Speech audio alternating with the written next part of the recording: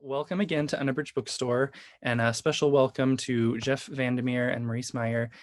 We're so excited to have you guys here tonight to celebrate the release of Hummingbird Salamander, a brilliant speculative thriller of dark conspiracy, endangered species, and the possible end of all things. We're very excited to have this book out into the world now and to hear from the author tonight. So I'm sure that you guys are familiar. If you have made it to this event, you're probably aware, but joining us is author Jeff VanderMeer, who has been called the Weird Thoreau by the New Yorker, who once wrote a little book called Annihilation, with a tower tunnel in it that became a bestseller and a movie. His work documenting the dystopian adventures of giant flying bears, talking plants, and blue foxes in Born, The Strange Bird, and Dead Astronauts has astonishingly left him with a ever more loyal readership. Most of you here tonight. Although his work has won the Shirley Jackson and Nebula Awards, he is most proud of having once helped a huge snapping turtle across a busy highway in a thunderstorm while it crapped all over him. His new novel, Hummingbird Salamander, about which we are going to talk tonight, performs the astonishing feat of existing in the past, the present, and our immediate future. It also has a lot of hummingbirds and salamanders in it. When not writing about climate crisis and environmental issues, Jeff can be found in his backyard in Tallahassee, Florida, talking to box turtles and employing his legion of squirrel farmers to help him weed out the butterfly garden. If you don't already follow Jeff on Twitter, you may not know that he's spent the last 3 years making his yard into a wildlife sanctuary, and that he has a charismatic cat named Neo. Mr. VanderMeer is also deeply involved in political and environmental issues in North Florida, including doing his part to oust a sitting county commissioner with an editorial and investigative about developer dark money being poured into those campaigns. He also currently serves on the board of the Apalachicola River Keepers. I hope that's how you pronounce that. That is. Perfect. He's involved in a progressive nonprofit and writes a monthly Wild Tallahassee column for his local newspaper. We are very excited to have him tonight, and also very excited that joining him for this conversation is one of our favorites here at Unabridged, Maryse Meijer, who's the author of the recent book, The Seventh Mansion, and the short story collections Heartbreaker, which was, I think, one of Electric Lit's 25 best short story collections a couple years ago, and another collection called Rag, which was a New York Times book review editor's pick.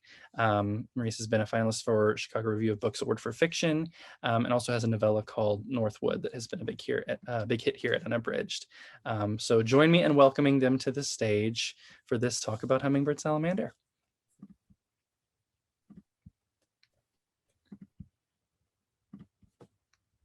Hi, so I guess I'm going to read first. Is that right? Okay. So in the novel, a woman named Jane, although it's not her real name, receives a piece of taxidermied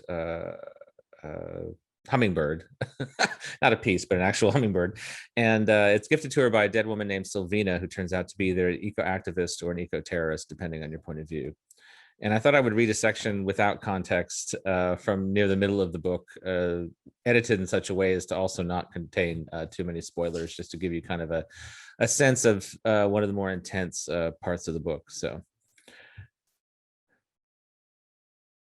telling myself that if I could only tunnel through it quickly, I would be okay, that it was better to be fast in this horrible place. The rough heads of crocodiles on the floor tripping me up, the coarse bodies of lions arresting my fall. I was nothing but an animal myself, scrabbling for air, for freedom.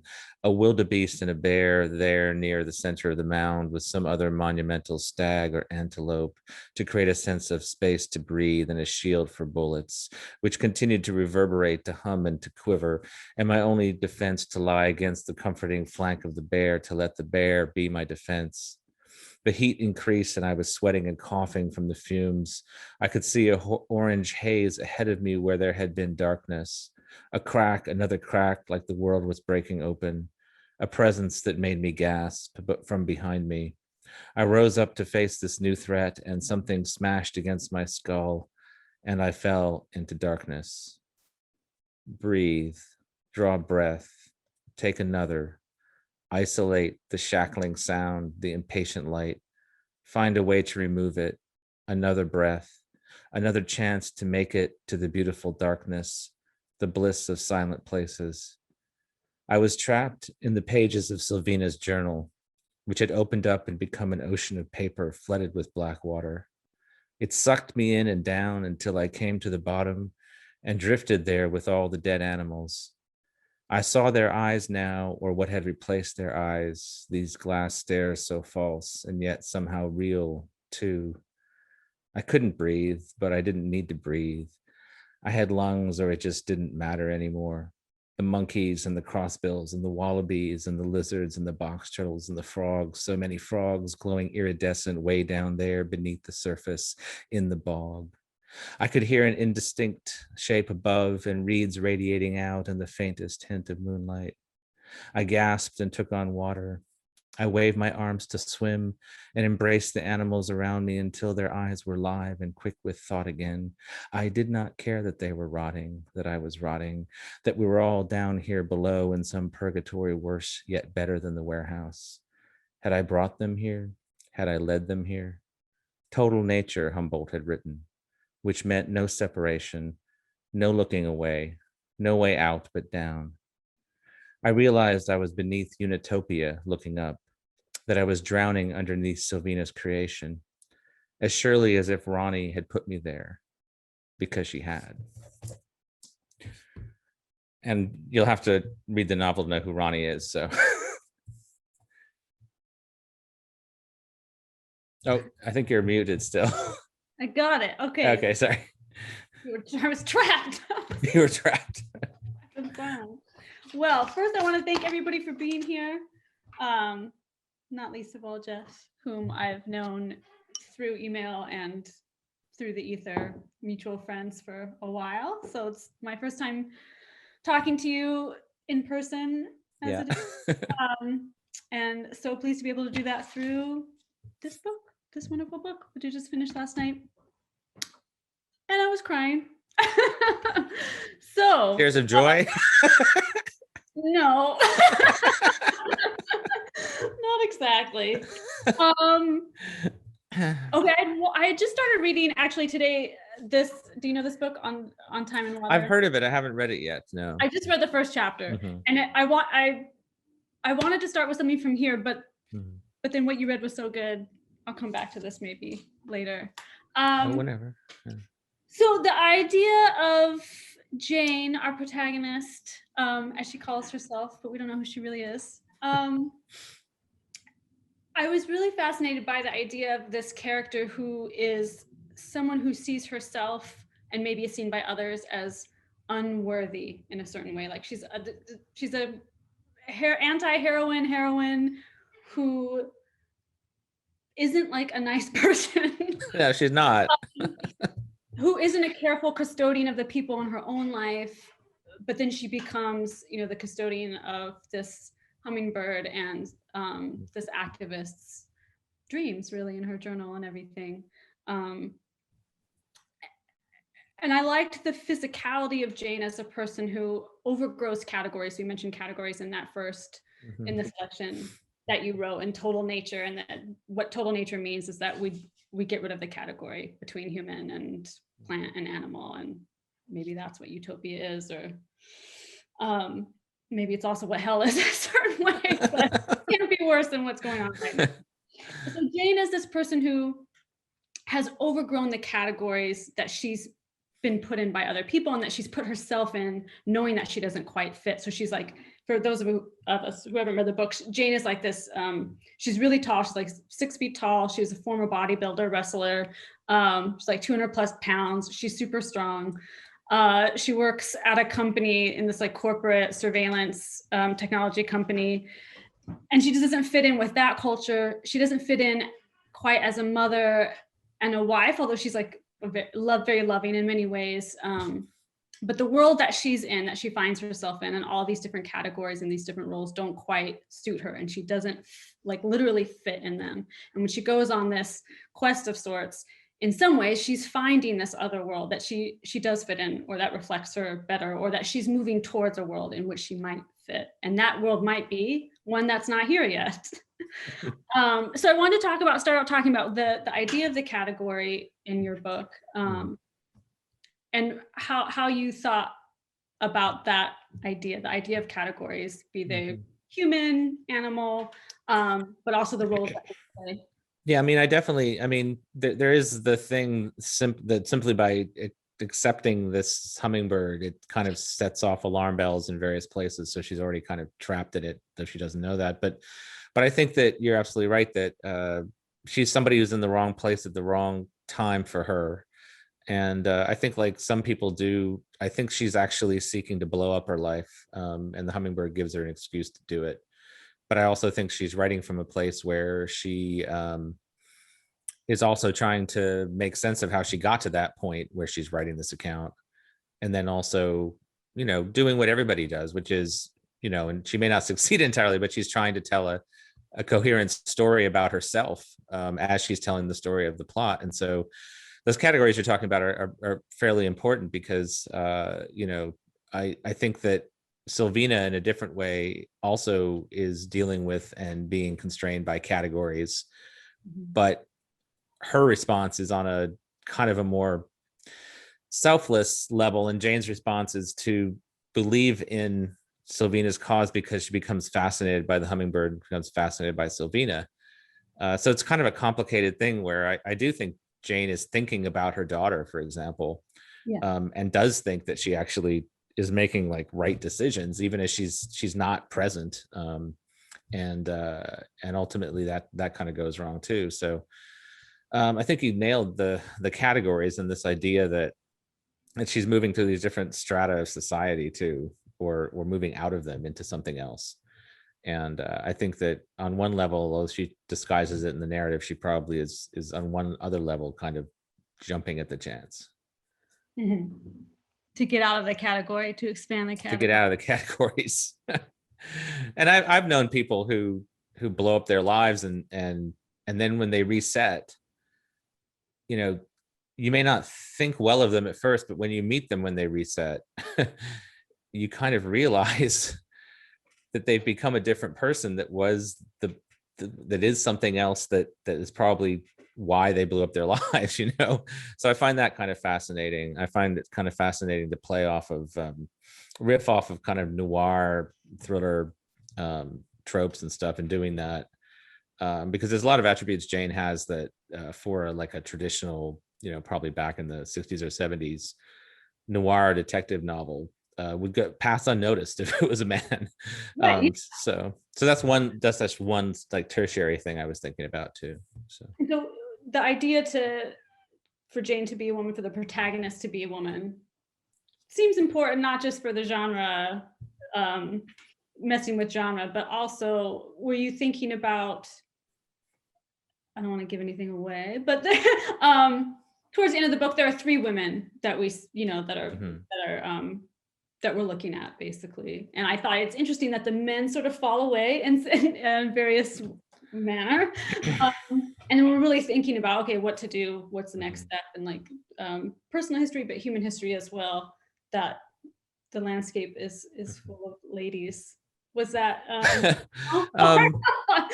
not in like a, and I know you're not meaning this, but I mean, not in like a Mother Earth kind of way. No. But I know you don't mean that. I mean, it's just, what I'm trying to say is I didn't really think of that as necessarily symbolic. What I do think is that ever since Annihilation and people rewarding me for writing women characters, or at least not punishing me, that's something that my subconscious responds to. So it's not necessarily a conscious thing, but it is also, where an inspiration comes from is partly from your subconscious. And so the initial thought was of this very large hand holding this tiny little bird. And of course, the tininess of the bird will make almost anyone's hand look large. But when it kind of pulled back from that, I kind of got the sense of this very strong woman. And then I asked myself, what did that mean? And I immediately had the answer that it meant the physicality of this woman in part. And so that kind of gave me a key. And one of the scenes that I wrote first that kept eluding me was a scene where it's kind of not a standard thriller scene, but it's the kind of thing you might expect in a thriller, where she's walking up this hill and this guy is following her. And I was almost ready to give up on the scene. Then I was like, what if she just turns around and hauls off and hits him? And it's not that I don't think her physicality necessarily protects her. I mean, he could have had a gun, right? Yeah. But it told me something very specific and individual about Jane that then allowed me to write the character, in addition to other things that kind of get layered in. But in terms of the three women at the end, I will say that as I was working through it, I noticed that the the male antagonists were increasingly like emotional and histrionic. Yeah. And when I noticed that, I was like, well, I'm gonna amp the volume on that towards the last third of the book, because there's so many dramatic events happening that I felt like it was in the right register for those events. Like in a different part of the novel or a different novel, I think it would stand out more as like being in the wrong register. But that was one of the things I thought was darkly humorous for me, was that these male characters were kind of stuck in kind of a soap opera of a conspiracy theory. And so, I mean, the thing about my books is I often find parts of them deeply funny that other people don't find funny at all. So I don't know. I can relate to that. I'm like, you didn't find that funny? The whole thing was right. Was it surrounded by too many bizarre things?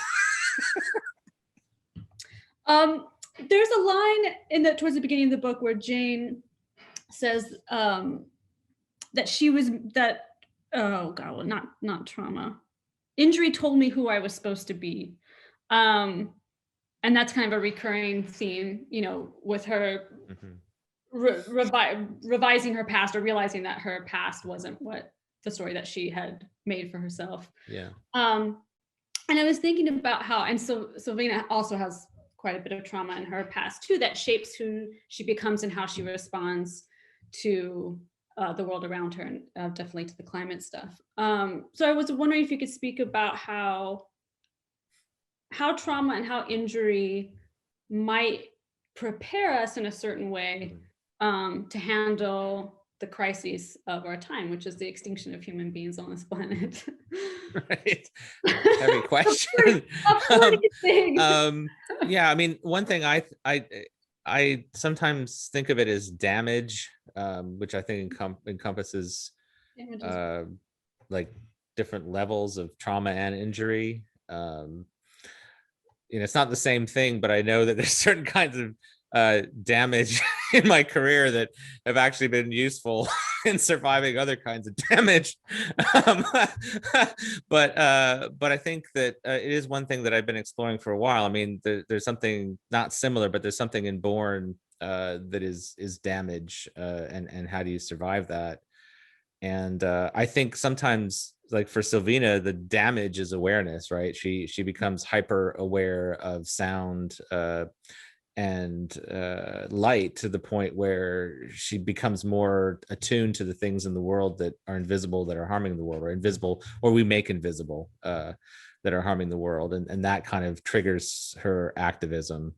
And then with Jane, there's no trigger to the activism except the inciting event of the hummingbird. But there's this damage that I feel has probably, guided her to a situation where she thinks of a job that is as far away from the conception of a farm as you can imagine, which, could be a cliche, but also I think is an interesting thing to kind of explore, since it actually turns out to be something that she's doesn't really like. You can kind of tell she doesn't really like it. So then you ask yourself, well, what was it I didn't like about the farm? It wasn't the farm. It was the damage that occurred in that location. But then as you learn later, it's not even necessarily what she thought it was, to some degree. But I think that it's hard to answer that question, because for me, Jane is such so many different lines of stuff in the character that it's hard for me to speak to specifically what damage means in terms of her character and the ecological stuff. I just like the idea that she went around injured a bit because of the weightlifting and stuff, which is not necessarily injury so much as like, aches and pains, but still I think an interesting way of being, so to speak. that you choose to do something as a activity that actually is doing that too at the same time. And she's wounded through a lot of the book too, Yeah. so she's like this wounded creature, but as she's gaining more of those wounds, it's like she becomes more and more adapted to what might be her true environment. Well, I mean, that was the other thing, is that I really have no impatience. I have very, very little patience for books in which something happens, like say halfway through, that's fairly intense, and there's like no physical or psychic thing that occurs in terms of the character, except for maybe like one scene, and then it just kind of resets. I really hate that. So I thought that, because it pain for years, and I was like, I thought the same thing. Is like, finally, like someone who gets their ass kicked and like fall out of a building, and then they're like, and right, and I thought that would be interesting, because I thought like it kind of like that and some other things kind of like changed the second half of the book from what you might expect from the setup of the thriller, while it's still following through with the mystery, because she has to adjust to that situation. Right. So. And why did you choose the noir, the sort of mashup of the eco noir novel? Why did that category appeal to you? Well, there were a couple different things. I kept talking to environmental activism classes where they were very upset that all the law would now allow them to do is unfurl a banner at like a Republican convention, and also they wanted, I think they were finding part of that frustration into, we would at least like our fiction to be more direct, and so that was kind of in response to Annihilation, where I remember one student actually said something like, "Yeah, this is fine, but it's not very direct. If you could give me something that's also a manifesto, that'd be great." And so I thought, well, I can't give a manifesto, because then I would just write an essay, but what if I could give do a novel where there are like fragments of manifesto that actually impact the plot to some degree? And I got really excited by the idea of the way thriller is set up, and involving the environmental thing, because then the information becomes kind of supercharged. It's no longer exposition, it's actually plot. And I read a lot of mysteries and thrillers in addition to like just contemporary fiction. So I'm very familiar with the form, and thought I could do something maybe interesting with it, and also it seemed to fit Jane's character, especially further into the novel. So, and I also like the kind of clipness, like for me, a lot of things that work about character and form are about very small things at the craft level. So the fact that I could clip the sentences and have more sentence fragments, I felt like got you kind of closer in on her point of view, but also supported the noir kind of feel. So I think it's fascinating that partly it was a response to these activists saying, hey. Well, I mean, I totally agree with them. It's and the other response was the granularity of post-apocalyptic fiction in this realm is not very good compared to the reality of what we're looking at in fact. So it's like very, not intimidating, but it's the kind of thing where, because so much I do is from the subconscious, I didn't feel weird about it thinking about it, because I knew it was going to come out in a not a dream way, but in not in a direct didactic way, hopefully. This is a good segue into this the book, into the bit that I wanted to read, which is about language. Like, how do we write about these things that are so overwhelming? I'll just read this one paragraph from the introduction. When a system collapses, language is released from its moorings. Words meant to encapsulate reality hang empty in the air, no longer applicable to anything. Textbooks are rendered obsolete overnight, and overly complex hierarchies fade away. People suddenly find it difficult to hit upon the right phrasing, to articulate concepts that match the reality. I was reading that this afternoon while sitting outside, and the blossoms from my magnolia tree were smacking me in the face. And I think about this all the time, especially with my last novel, of course, which was partly about these issues of climate and how to be a human, and the psychology of it, really. And I think a lot about writing in these terms of like, how do you put into language a sense of grief, I guess, like that mourning might be an integral part of activism now. So that, especially in terms of climate, because we're, you want to fight to avoid certain things that are not avoidable. In the future, there's so much we can do to mitigate the damage that we've caused, but we're kind of maybe past the point where we could forestall the worst things. And so often when I'm writing, and I don't like to write things that are didactic, I just sit down and I've noticed. Yeah.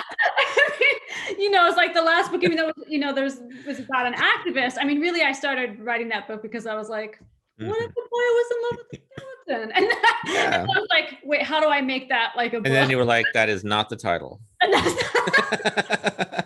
something else. So I was like, maybe it's also about climate too, but really it was because I wanted to write about a skeleton being a boyfriend to a boyfriend. That's legitimate. But it's also about all these other things. And as I was writing it, I was thinking, part of me was like, yeah, I'm finally writing about things that I actually care about in my real life, that reflect my actual concerns as a person in the world. But I also felt that writing it dissolved some of the need to act, because I felt like writing the book was an act. You know what I mean? Like, I was like, yeah, I'm like doing this thing. But then once it was in the world, I was like, I don't know, like maybe in some ways the art diffused too much the tension of the need to be an activist. And I was telling myself like, maybe it's good enough to just be a writer. And then but when I finished the book, I thought, no, what if the writing is like tricking me into thinking that I'm like fulfilling my moral obligation, which maybe art at this point can't fulfill. But then as I was reading your book, I was kind of like, but maybe it does. Maybe it's part of it. And there's this great line when you said, just to see the world better, to be vulnerable to it is not enough. No one thing can be enough. To take the chances to believe in death as well as life, to believe that even with the odds against you, you should jump off the balcony, to trust you'll get through it somehow. And I love that thing about no one thing can be enough.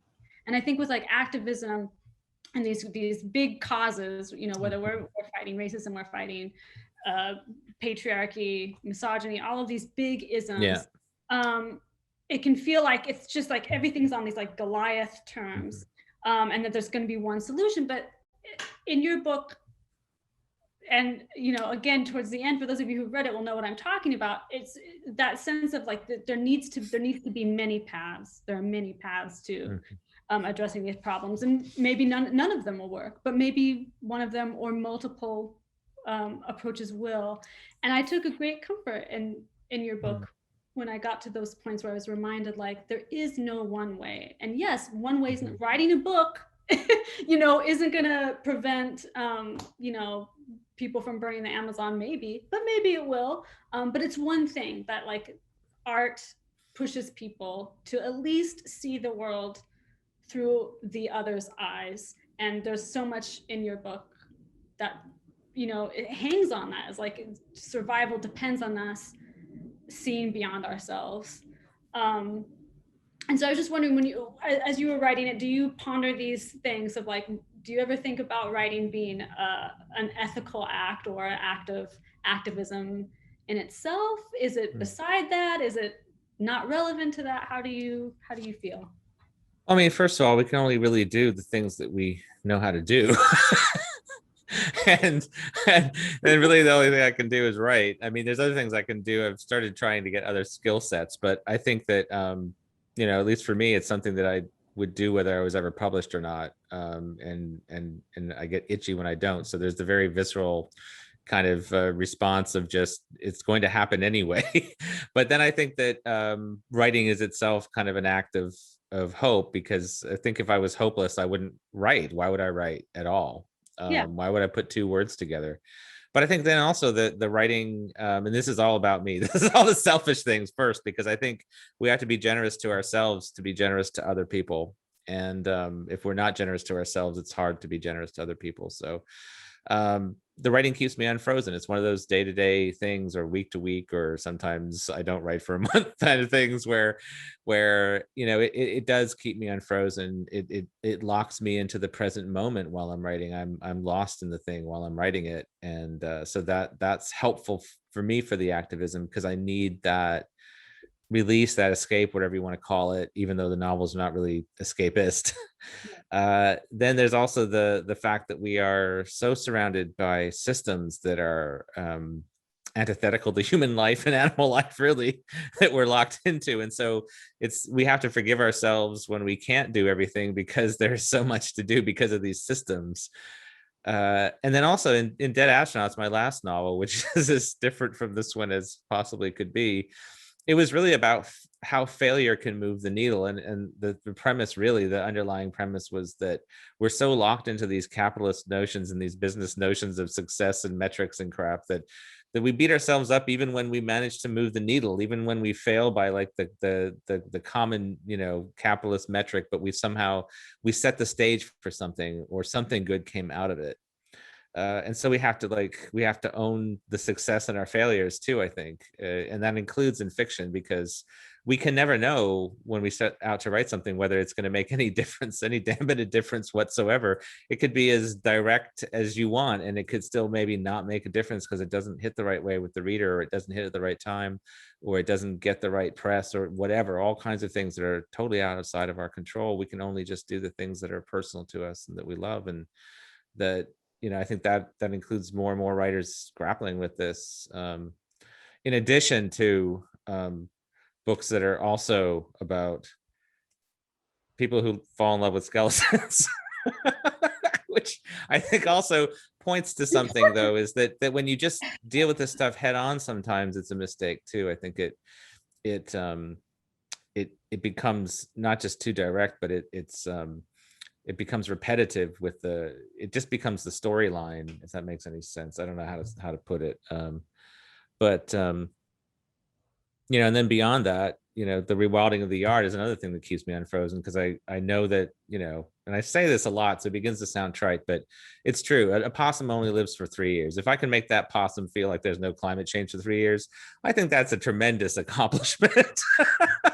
And so from that, all the larger stuff comes to me. I don't know how it works for you, but and I certainly thought that your novel was not just completely like original and unique and very successful in what it was doing, but also deeply moving in places, very strange in places. And I use that only as a compliment, because my work is considered very strange.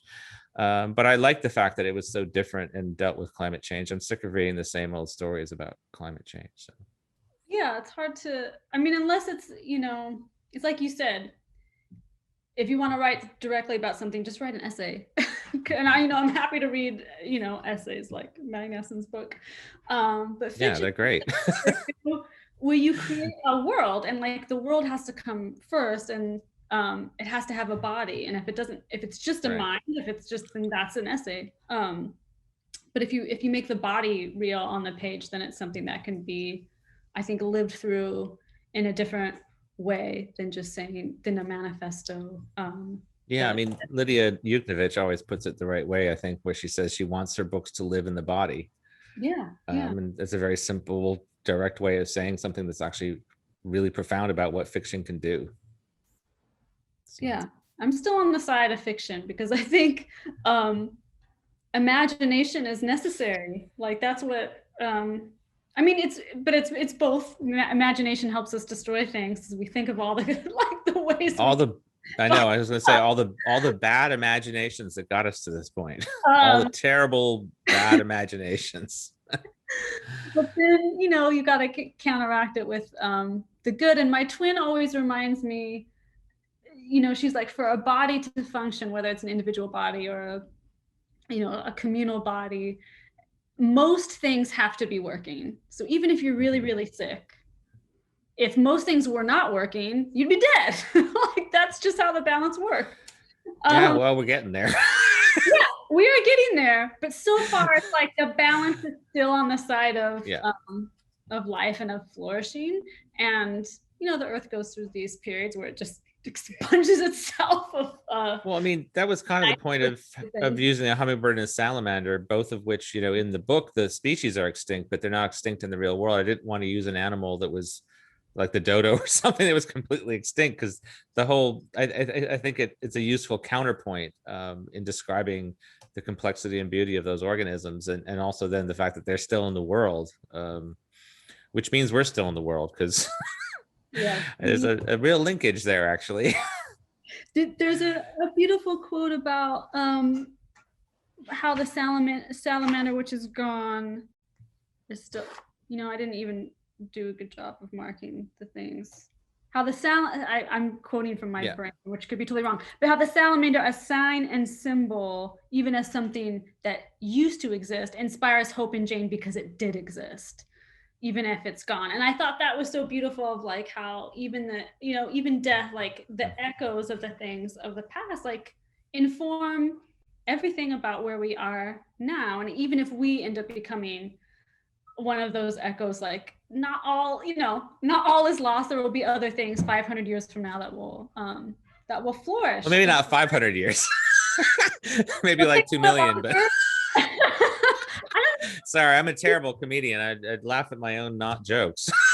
500 years, there's gonna be some trees. Yeah. There's still gonna be trees. Hopefully, yeah. I think so. I mean, I'm just being like a curmudgeon. Amoeba.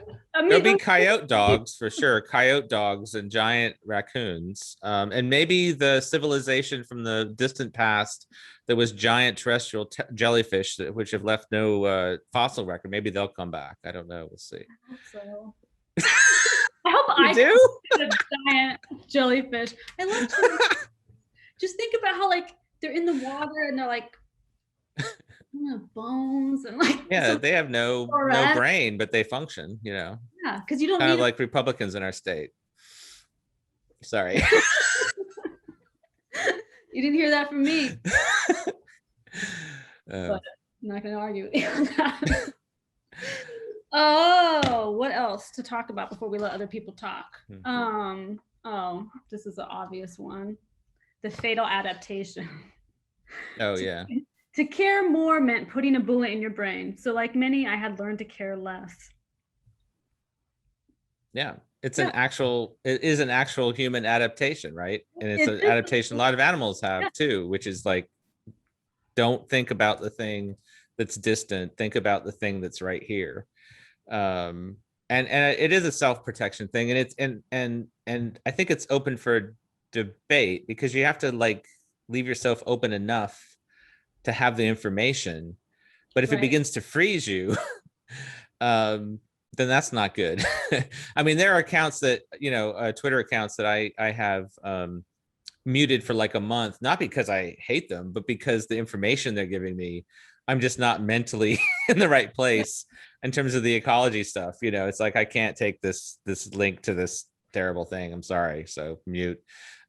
So I think you have to protect yourself, because there's so much incoming, you know, about anything, about all of these issues that are coming in, and the issue becomes problematic when you, well, I mean, now I'm just like giving a lecture, which makes no sense, but just when you shield yourself so much, you don't realize the reason you can shield yourself so much is that you're currently exempt from some of these conditions, which should hopefully make people kind of guilty, since there are lots of people who are not, you know. So anyway, all the people who live downstream from us, yeah, them. But I think, yeah, all the information. I think the great thing about making anything, whether you're making a person, I have a kid, I don't know if you have kids. No, well, I have a stepdaughter and a stepson. That counts. It does actually, yeah. You know, some people are like, wow, how could you bring a child into this world? And you know, I'm always reminded that every generation conceives of its own demise, its own apocalypse. Like everyone, you know, every generation going back however long, like has already written its own end, because people can't really imagine the world living after them anyway. And of course, people have lived through all kinds of ends in a micro scale, whether you live through a war, you don't live through a war, more aptly, or genocide, whatever, all of these horrible things that happen. But the act of creating is so hopeful, and I think that's anything that we do short of committing suicide, which of course our systems are suicidal, but hopefully all of us as individuals are not, is that you're hoping that there's this world in which the thing that you create will continue to exist, and that will grow. And when Jane's writing the book that we're reading, and the time frame of the book that she's saying is 100 years from now, somebody, if there are people left, will be reading this. Are you there? And she speaks sometimes to that reader that she'll never know, of course, but that might someday be there. But even with the self-doubt of maybe there won't be, maybe there's a good chance there won't be that reader, she writes anyway. And I think maybe that's the biggest takeaway of the book for me, is that even if nobody picks up the book, or if 100 years nobody's there to check your book out from the library, because there are no more libraries. I think that really the audience that I am aiming for is mutant squirrels and coyote dogs. So I think I'm going to be okay in 100 years. But Jane does implicate the reader a lot. I found the very opening where she uses kind of a modified second person, not really used in the way you usually use second person. That really struck me, because that was one of the first things I wrote too. And I thought, what if I just do this at the end of some scenes? And then I did it so much I deleted it from some scenes because it was like actually kind of annoying. But I think it kind of implicates the reader in the future of the novel that you don't know is coming yet, and it's kind of disturbing for that reason. The other thing is that there's no everybody always, and you thankfully have it, is what gives you hope. And it's like, I'm so sick of that damn question that I'm tempted to answer it sarcastically, which would be probably a disaster on Twitter. But the fact is just that there is no point of no return, because there is always a point at which we can save some damage. And the first damage is going to happen to the people who have the least protection from this kind of damage. So that's why we need to keep fighting for this, because even if the temperature does get higher, there's still a scenario where we survive, some wildlife survives, and we eventually get to recover.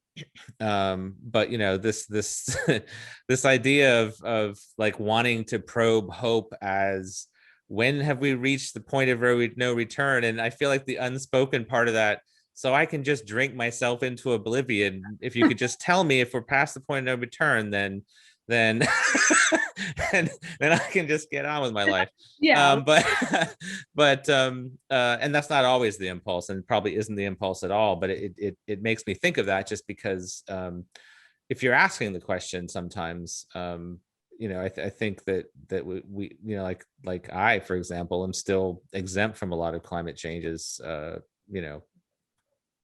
effects.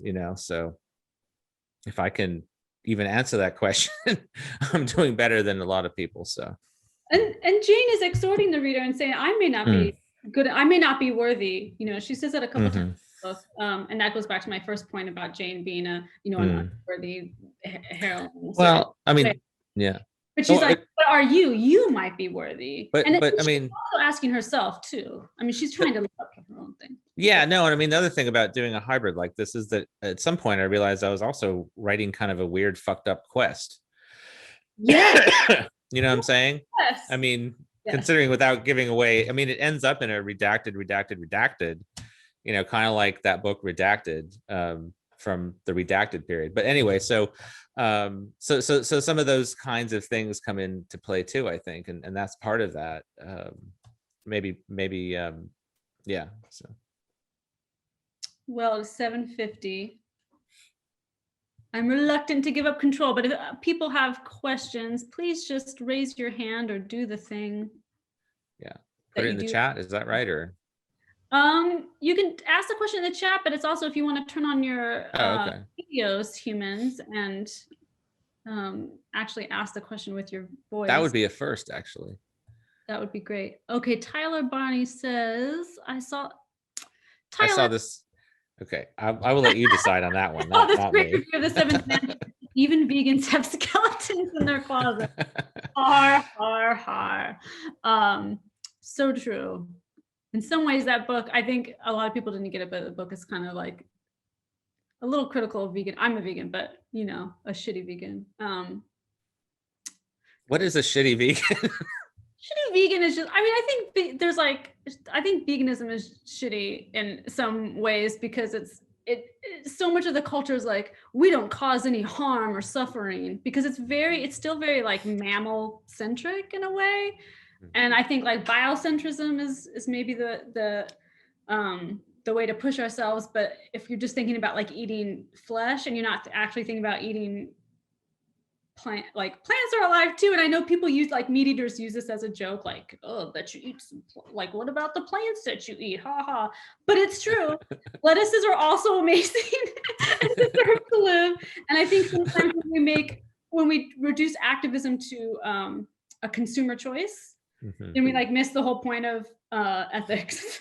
Because ethics is not about what we consume necessarily, because it should be like divorced from that whole structure. Is where like veganism is tied to capitalism. Like without capitalism, vegan or not vegan would not even be a thing. And so I like to question anything that allows us to feel like we're done. Like we're just like done making an ethical decision about how to live. It's like, no, like human beings are not like, we're not like trees. Our very being does not provide health and light for the world. We're takers and in a lot of ways. And I don't, I love humans like being a human. I'm not down on humanity, but anyway, this is going off on a tangent about vegans. No, but I remember when I first that question asker got what they wanted, which was an answer. Which was getting Maryse to get worked up about something, which is not difficult to do. And Mark Pep said, cool and appropriate to have Jeff here on Earth Day, discussing life and its endless permutations. Yes, I saw that on the calendar and I was like, great. Let's make I actually well, everybody probably knows I went out to St. Mark's Wildlife Refuge and hiked today just to kind of clear my head a little bit, and it was lovely. So I saw a raccoon, not a raccoon dog, just a raccoon. I saw what was either a wild boar or a bear, but it was an underbrush so thick I couldn't really tell. So what are wild boars the one with the big? Yeah, some of them do, but I don't think this one did, which is maybe why I thought it was a bear. I don't know. It's weird when it was dawn, and again they were like, it was right in the palmettos in the middle of these shadows, so it was very hard to tell what it was. Maybe it was neither of those things. Maybe it was Sasquatch or something. I have no idea. Yeah, maybe Sasquatch is real. Maybe he'll take over the universe after we've destroyed everything. Bad. All right, any more questions? Or can I ask more questions? I have one real quick, if I can. Yeah, go ahead. Kind of about Bigfoot is not vegan. Definitely not.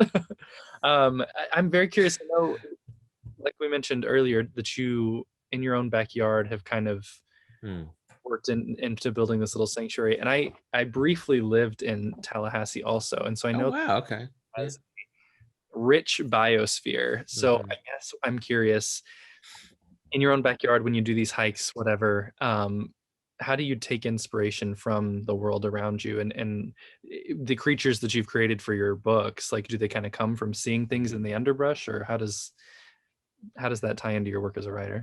It kind of changes. I mean, there is that like I think a moment of frisson when you see something out of the corner of your eye and you don't know what it is, and by the time you turn to look at it, it's not there anymore.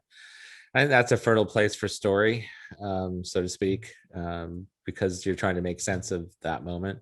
But then there's also the fact that in the last 3 years with the rewilding and the trail cams, that I know individual animals in the yard. So I know the personalities of the 6 or 7 raccoons that come through the yard, and they're all quite different.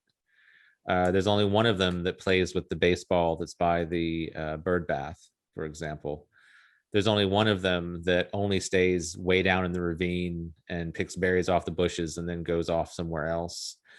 You know, there's raccoons that are very staid, and there are raccoons that are much more excitable under certain circumstances. So, you know, do they have personalities? I don't know, but they definitely are different from one another. And so I think that and even with different birds in the yard, there's two summer tanagers whose behavior is very, very different from one another.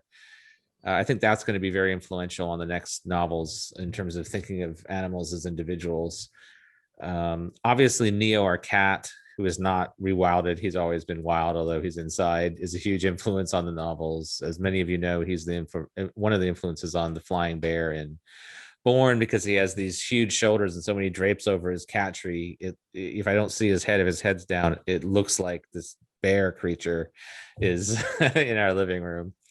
So yeah, there's a lot of animal influences, and sometimes, you know, they don't come there, they're not direct, right? So I might take attributes of something, the way something moves, and I might apply it to horrors, a human character. You know, I might use it in a totally different animal or situation. There's also a thing in Hummingbird Salamander where Jane receives these letters from her mother. And this is actually a very personal thing to me, without giving names away, because I had one of my formative creative writing teachers eventually got dementia and started sending me letters. And so there's a lot of hidden autobiography, I would say, in some of these books that people don't realize. So there is the one-to-one thing about nature, but there's a lot of other stuff too. Now there's questions, like 7. No, there's just comments I see. Off the record, what do you think of the film adaptation of Annihilation? Sure, I'll tell you off the record. Email Jeff at annihilation@annihilation.com. Sorry. Sorry, I didn't mean to take over looking at the questions. Do you anticipate Hummingbird Salamander being adapted? Netflix is talking to a lot of people right now. They were slowed down by the pandemic. So as with all of these things, who knows? Maybe by the end it'll be called Stink Bug Capybara and be completely different. I don't know, but hopefully not, and hopefully it'll get made. Yeah, that's the sequel if things go well.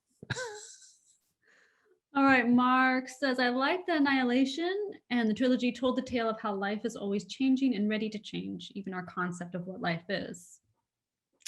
There's so much bioengineering being done. Human monkey embryos just recently developed. I haven't heard about that. Viruses being manipulated in bioweapons labs. Your books pointed to some catalyst that sped up a hyper evolution. But even after extinctions, I think there's always some crazy life force that just finds a way. Thank you for writing about how our perceptions of what matters in life as we think we understand it. Well, thank you.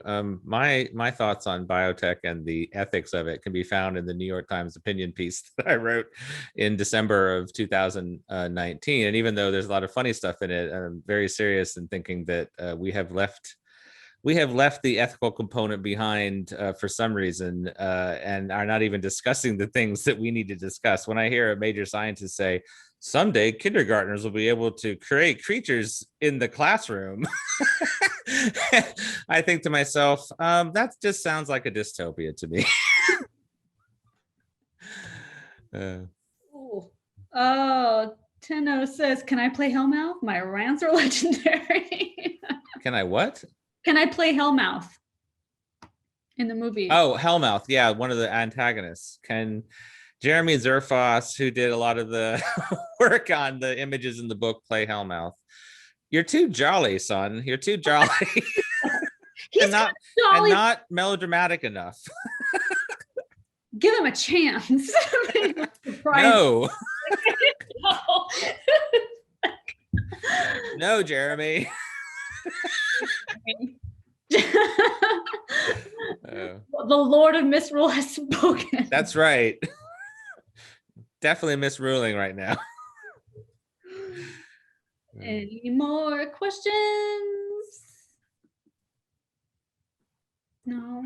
What are you reading right now that you recommend to all of us, plebeians? Yeah, I am reading or just finished reading Jonathan Mayberg's The Most Remarkable Creature about the Caracas bird of South America, and it is one of the best nature books that I've ever read. And I'm also have read Alexandra Kleeman's Something New Under the Sun, which is a really great climate crisis novel. Is it new? It's out in August, actually. Oh, So. I loved her. Yeah, she's really great, and this thing is next level though, because of the layering in it is great, and it's also very funny at the same time that it's horrifying. So I like that. I appreciate that. So.